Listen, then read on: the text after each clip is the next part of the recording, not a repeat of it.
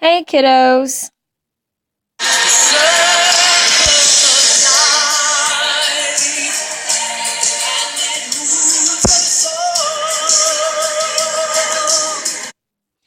I just figured we'd introduce this new concept with that song since we're going to be talking about circles. So, first thing we're going to talk about are the different parts of a circle. So, to name a circle, we would name it based on its center, okay?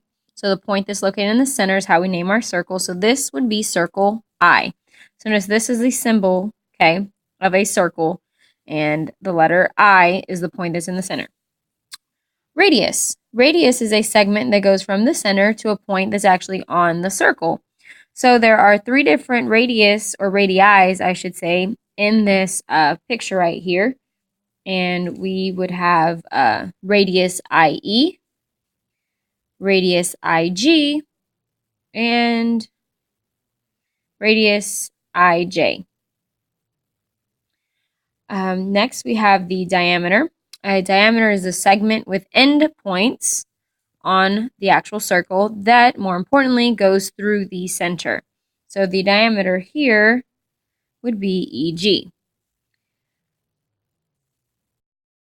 Now, in this next visual here, okay, you can still see that you have a radius. XY would be our radius here, okay.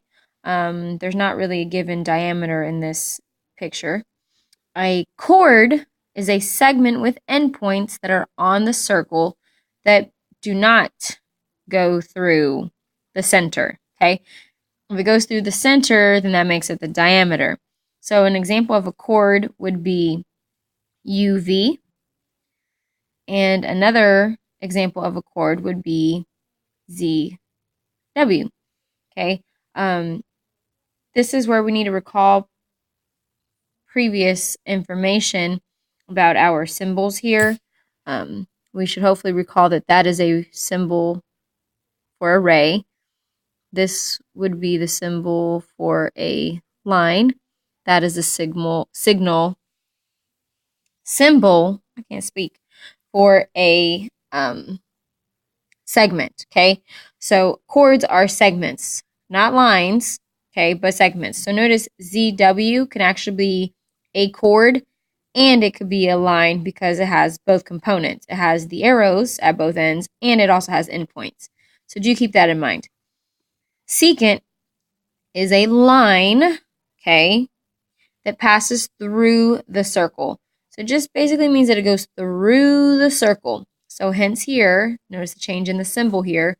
Line ZW goes through the circle, so therefore it is a secant.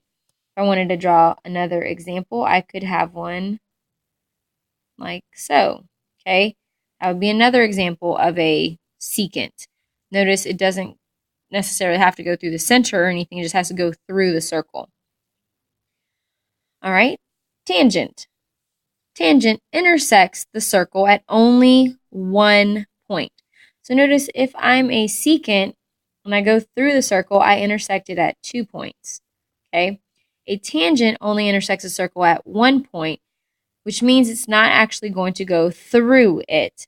So you can see here YT, okay, is our tangent because it only touches the circle one time. That point actually has a very special name. It's the point of tangency. So the point where the tangent intersects the circle is known as the point of tangency, which in this case would be y. Just to recall, a radius is half the size of the diameter. And last two key things that you need to know about parts of a circle is circumference and area. Circumference is the distance around a circle. So circumference is essentially the perimeter of a circle, okay?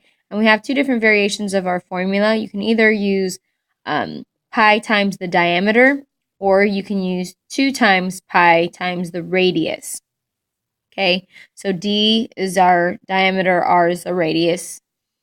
Area formula is the amount of space that's inside of our circle, which the formula is pi times r squared, radius squared. So for the first two problems, we are going to find the circumference and area of each one of these circles. So notice I went ahead and wrote down my formulas. I prefer the one with the radius. So for circumference, I put 2 pi r. And then the area formula is pi r squared. Now in this picture of the circle, they actually give me the radius. So I know automatically that the radius is 4. We're going to round our answer to the nearest hundredth. So we're going to actually use the pi symbol in our calculator. So we're not going to change pi to 3.14. You only do that if they tell you. And so since they don't specify that, we're just going to use the pi button. So I have 2 times pi times the radius, which is 4.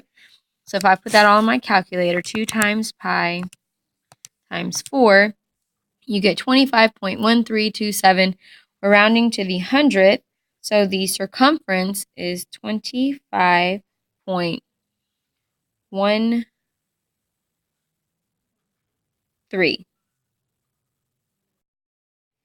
centimeters.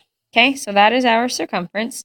Now for the area, we have pi, again, using the actual symbol, okay, times the radius squared, which is 4 squared. So if we do 4 squared times pi, 16 times pi, we get the area to be 50.27 centimeters squared when we round. All right, moving on to the next one. Notice this next one gives us, it wants an exact answer, which means it wants us to leave it in terms of pi. So that basically means you're not messing around with pi. You're not changing pi to 3.14. You're not even going to type pi into your calculator. You're going to leave pi in your final answer. So first thing, I need my radius. Notice in this picture, they give me the diameter. So that means I need to cut that in half. So the radius is 5. Plugging this in, 2 times pi times the radius is 5. So because it wants me to leave pi alone, all I'm going to really multiply is 2 times 5. And I would have 10 pi inches as my circumference.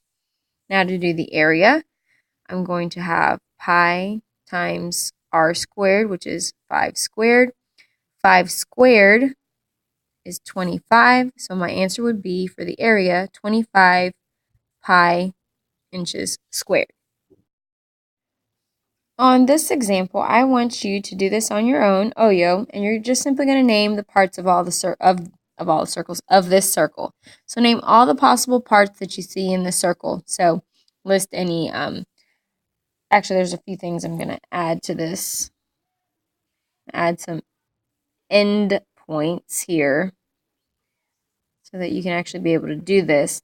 And I'll give you a list of what I want you to find. All right, so there is your list to name. Now we're going to talk about arcs. So an arc is a part of a circle. There's 3 different types of arcs. There is the semicircle, okay?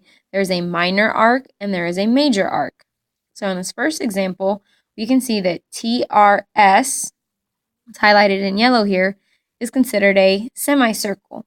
Now the measurement of arc TRS is exactly 180 degrees because we hopefully know that a full circle is 360.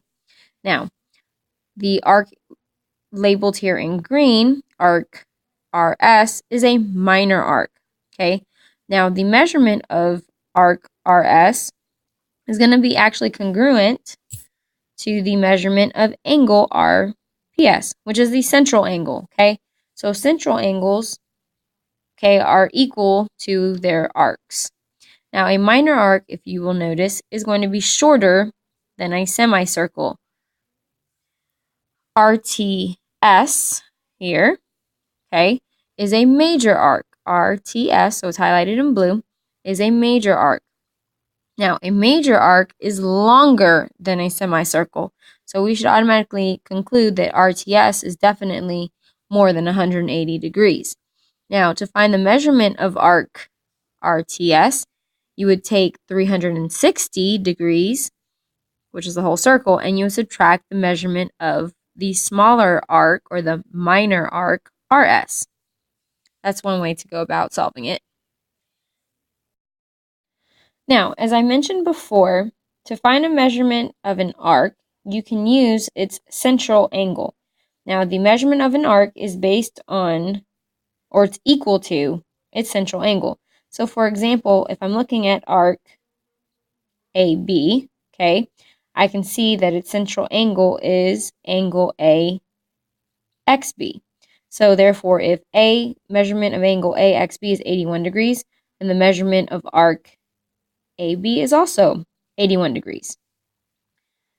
So therefore, if I'm looking at arc BC, okay, the measurement of that arc, notice because it has a central angle. A central angle is basically an angle that is formed with an arc with the point at the center, okay? So because I have this central angle here, we can determine that arc BC is congruent to angle BXC, which is 37 degrees. Now, the measure of an arc formed by two adjacent arcs, we hopefully recall that adjacent means next to, side by side, equals the sum of the measure of those arcs. So simply, if we take the measurement of arc AB and add the measurement of arc BC, we can discover that the measurement of arc A to C easily. So all we have to do is add 81 plus 37, and we get that that is 118 degrees. Now notice here, just for fun, all of these arcs are minor arcs because they're all less than 180 degrees. All right, so let's look at this example. Now they tell us that AD is a diameter, and that's very important to us because what it basically is telling us is that this circle is cut into two pieces, which we should know that this would create a semicircle, so we would know that that total would be 180 degrees. And you can actually use prior knowledge here to actually figure out this answer because, to figure out what x is, I should say, because the measurement of ACB is x, as you can see, I already wrote that there, and the measurement of BCD is 4x plus 45, which I already written as well.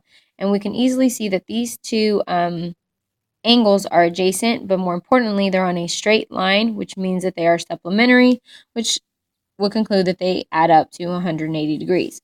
So we can mathematically now figure out or add them together and make them equal to 180 degrees to solve for x. So combine like terms, 5x plus 45 equals 180. Subtracting 45 to both sides. Yes, be sure to show all your work, even if you are a genius. I still want to see it. 135, last step here. Divide by 5, and we get that x is equal to 27. All right, so x is 27, so that's 27 degrees there. And then to figure out what measurement of BCD is, I would have to do 4 times 27 and then add 45 to that, and I would get 153 degrees for that measurement. Now, hopefully you noticed already, added this question to your paper. What is the measurement of arc AB, measurement of arc BD, and the measurement of arc ABD? So let's deal with the first one, AB. So here's AB, there's arc AB, and we know what its central angle is because we just solved for that. So therefore, the measurement of arc AB is equal to that central angle, so that's 27 degrees. Now let's look at arc BD, highlighting it in red here. And that arc also has a central angle, so the measurement of arc BD is 153 degrees. And finally, the last one is the measurement of arc ABD, which ABD is from there to there, which you should already hopefully notice is a semicircle, which would mean that the answer here has to be 180 degrees. So you guys are going to go ahead and do these 3 problems on your own, OYO style. Few things, sorry for you guys to note. PM is a diameter of circle R. You're going to identify if this arc is major, minor, or semicircle. This arc is major, minor, semicircle, and if this one is major, minor, or semicircle. Okay? After you determine that, then you actually need to find its measures. Be sure to use your previous knowledge and being able to figure out what all these angle measurements are. And remember, central angles are equal to their arc measurements. And why not? Let's take it up a notch. Now we're going to discuss circle arc length and the sector area or area of the sector. Okay, so let's talk about arc length first. Length of an arc of a circle is a product of the ratio of the measure of the arc over 360 and the circumference of the circle. Okay, so essentially, if we were looking at this problem, to figure out what the length of arc A to B is, we would use this formula. Okay, you're going to find the measurement of arc AB, so whatever that value is, that degree, divide that degree by 360, and then you're going to multiply that by the circumference of the circle, which is 2 pi r. Obviously here you should be able to figure out what your radius is in your circle. Okay? So let's do this example together. We're going to find the arc length of arc AB. Notice I redrew the circle here. Given a radius of 9, so my radius is 9, and angle AOB is 195 degrees, which would mean that that's a major arc. Okay, what is the arc length of AB? Okay, so remember we're using this formula here, so we need to first know what is the measurement of arc AB. Well, that's based off its central angle, which is given to us as 195. So we would write in our formula here 195 divided by 360 times 2 times pi times the radius, which they gave us as 9. And we'll round our answer to the 10th. So we would get 30.6 units would be the length of arc AB. Next problem, example 2, find the arc length of arc AB. So again, we're looking for the arc length of the one highlighted in green. Notice central angle, okay, is congruent to its the measurement of the arc. So therefore, if angle A, let me put a letter here, ACB is 120 degrees, that means the arc, the measurement of arc AB is also 120 degrees. So that's one value that we need. And we also need the radius of this circle, which is given to us as 6. Notice I've already plugged it into my formula. 120 divided by 360 times 2 times pi times r. So when I work that out, we get equals 12 point, let's round to the 10th, 0.6 inches. So the length of this arc for this circle would be 12.6 inches. Because I didn't specify, I'm actually using the pi button when I'm making these calculations too. Now we're going to talk about the area of a sector of a circle, or in other words, basically a slice of the pie.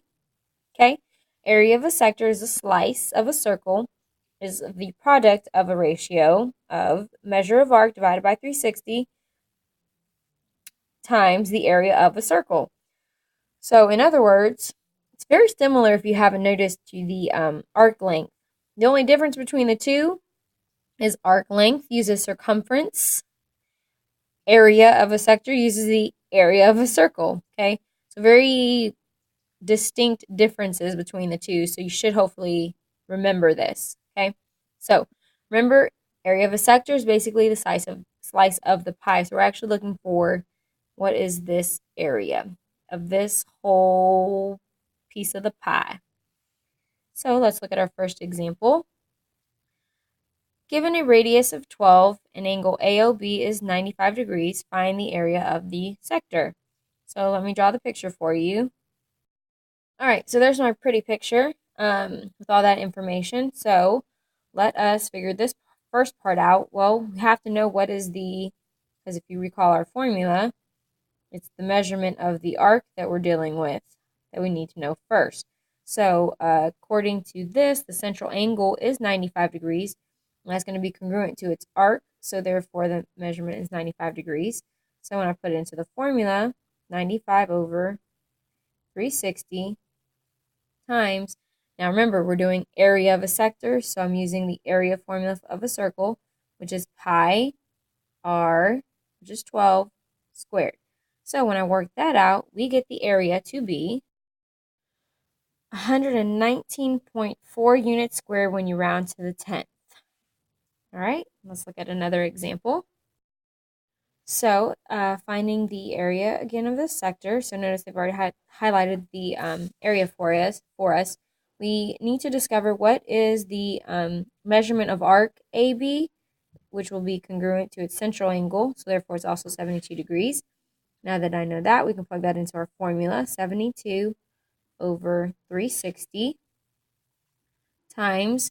Now we're doing area of a sector, so that means area of a circle formula is what we need, which is pi times the radius, which this is 20 squared. All right, so when we work that out, we get 251.3 centimeters squared would be the area of this sector here. Now, I'm going to add a little problem here to you guys. I want you to add a point to this circle here. I want you to discover what is the area of sector BDA. Okay, what is the area of sector of arc BDA? All right, so a few things just to help you out here. Okay, BDA, what I'm referring to, BD, all the way to A. So this whole part here. Now, in order to answer this question, we have to first figure out what is the measurement of arc BDA. And to figure out the measurement of arc BDA, we would simply, to get that measurement, take 360 degrees, because that's what a full circle is, and subtract the only other arc that is in the problem, which is the BA. So we know that's 72, so we're going to subtract 72 from 360. So 360 minus 72 leaves us with 288 degrees. So we know that that is going to be 288 degrees. So now that you have that central angle given to you, which is the measurement of arc BDA, you should be able to now plug it into our formula, and figure out what the area of that sector would be. So, oh, yo.